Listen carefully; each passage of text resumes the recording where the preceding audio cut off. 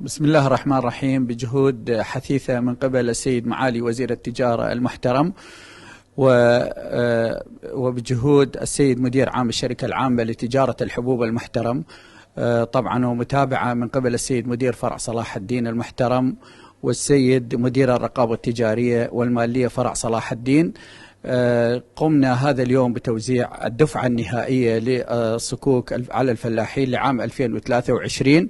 طبعا هاي الدفعة الأخيرة للفلاحين ولجميع المواقع التابعة لفرع صلاح الدين لتجارة الحبوب، والحمد لله العمل مستمر على توزيع تلك الصكوك، ونهيب طبعا أهلنا الفلاحين والمزارعين في عموم محافظة صلاح الدين أن يسوقوا محاصيلهم الزراعية في السنوات القادمة إن شاء الله إلى وزارة التجارة تعزيز الأرصدة يعني فترات متتالية، والحمد لله العمل جاري على توزيع تلك الصكوك وحسب التسلسلات، وأصحاب العلاقة موجودين حاليا في المجمعات ولا توجد أي خروقات. نايف عطية صالح مدير مجمع حبوب يجي.